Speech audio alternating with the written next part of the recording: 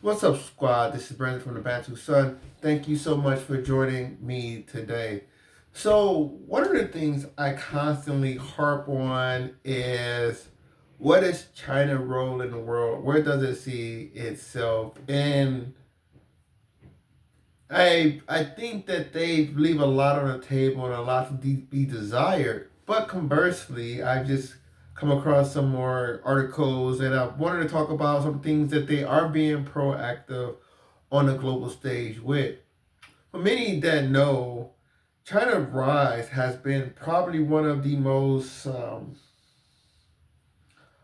don't want to say humdrum, but China has most rising powers. They really seek to assert their authority in modern times. And that could be because a lot of those rising powers were European and maybe it's more of a European style as opposed to an Asian style to really asserts one identity and influence on the world as they rise. As China has rose economically, it has not done so much with trying to establish immediate political acquiescence or a, adherence to Chinese values. China's whole motto is, you guys just, we're just going to come sit in a room. You guys keep doing what you're doing. We just come here to get a little bit of work or grab a little resources or build a little outpost. You guys just keep doing what you're doing. We're not going to interrupt anything. Where the West is typically like, we're coming in. You have to have this type of government. We want you to construct your politics in this manner, everything, et cetera, et cetera, et cetera. So basically, China is a lot less assertive, and you can see that China is where they expanded most. In a lot of places, you wouldn't even know the Chinese were there. You'll just read a story, and then voila, you'll see that it's a breakout of a factory, and there's been maybe like a fire, or I'll give you an example. In Kenya, they had a whole I saw a whole apartment, and the apartment building was staffed by Chinese security for Chinese citizens. Like, you wouldn't even notice because China is so benign in their approach. They just come in, like I say, they're like, we're not going to do anything, but they build their little empires, right, in a very humdrum way. And so I'm saying, when I don't see China exercising its influence, of course, some of it is going to be because the Chinese are really not boisterous that way. They really like to move in silence. And for numerous reasons, they probably don't want to attract the wrong attention. But at the same thing, China has a voice out there that should be heard um, as the second most populous country in the world and a country of great tradition and history. So this all comes down because one of the places that China has been greatly expanding is in the South Pacific.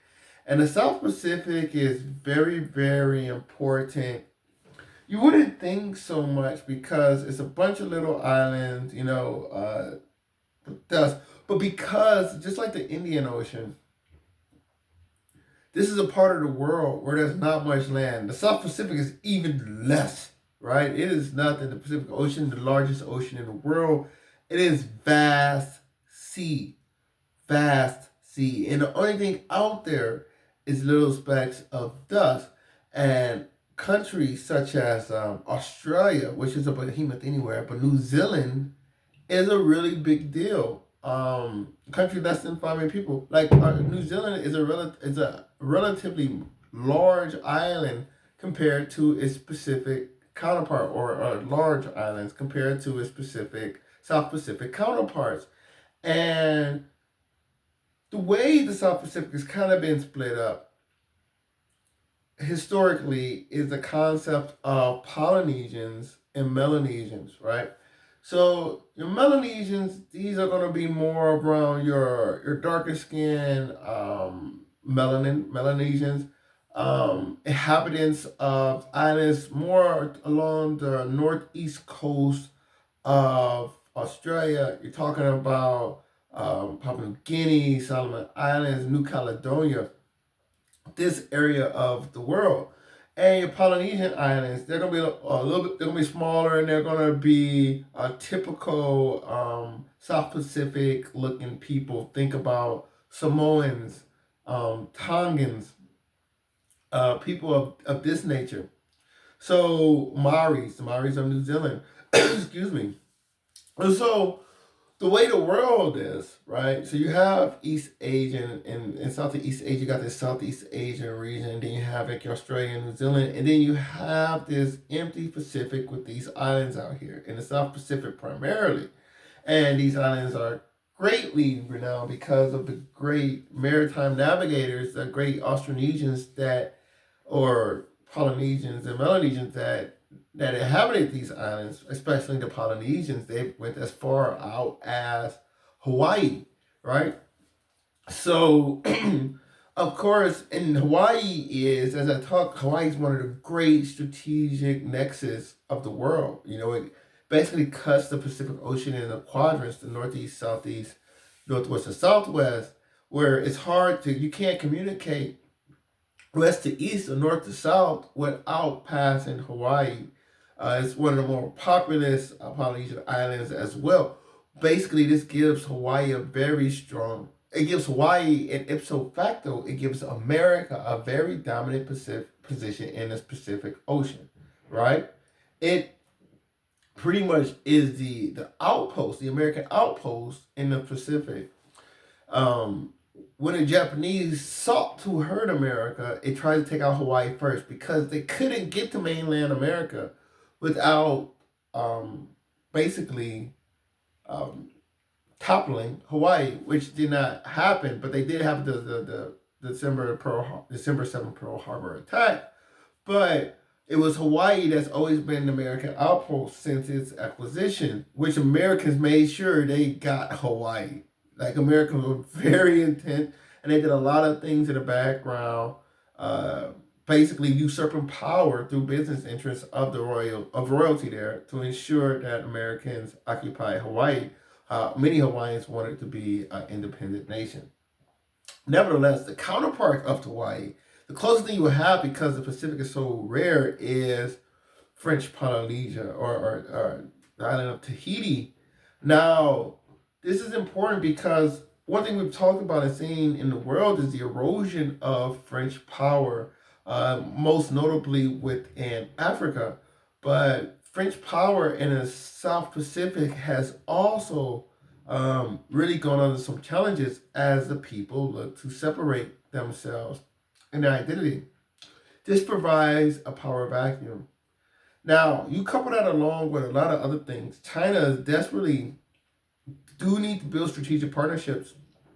And one of the things they do is they do try to go to places where America or the West is not most prominent in. They like to build strategic partnerships in Central Asia or with a country like Pakistan. They like to build strategic partnership with countries in Africa. And they want to build strategic partnerships with countries in the South Pacific. And one of the latest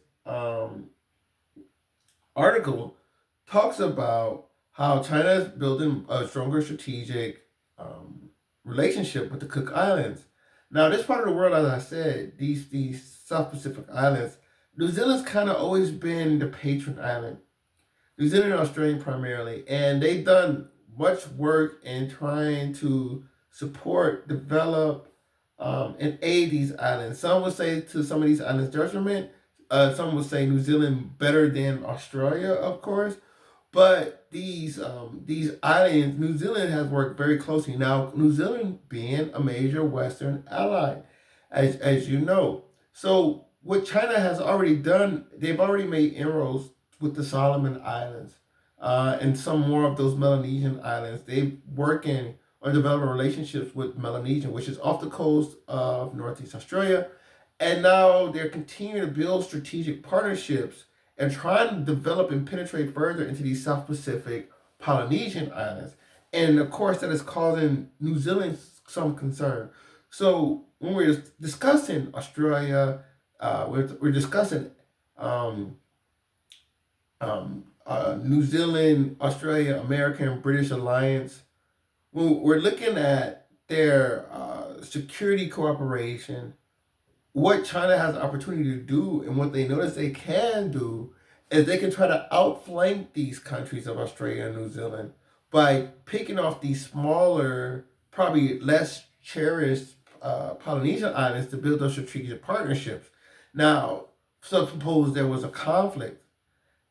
If America cannot access these islands, they will be basically isolated and subject to Asian dominion. If these islands, these Polynesian islands, were able to flank them and block American security and communications.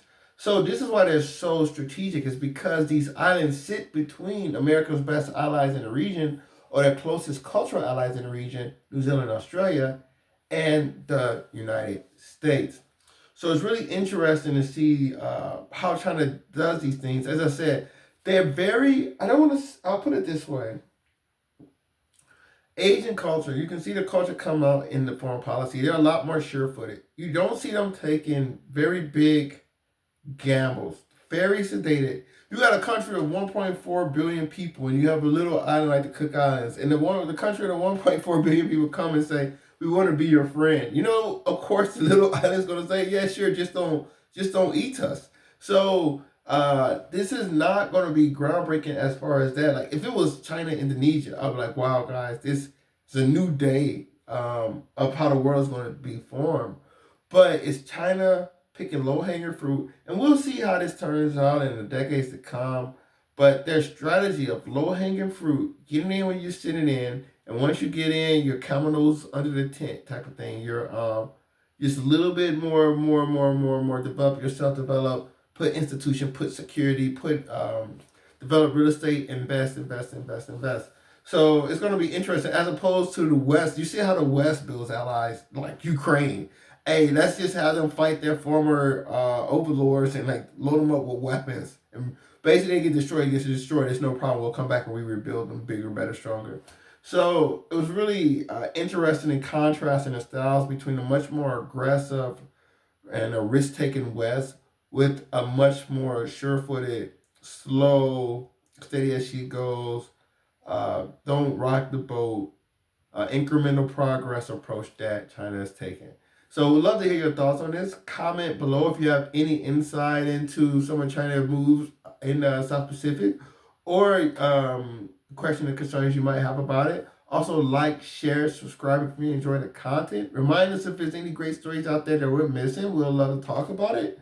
And until next time, take care. Bantu up.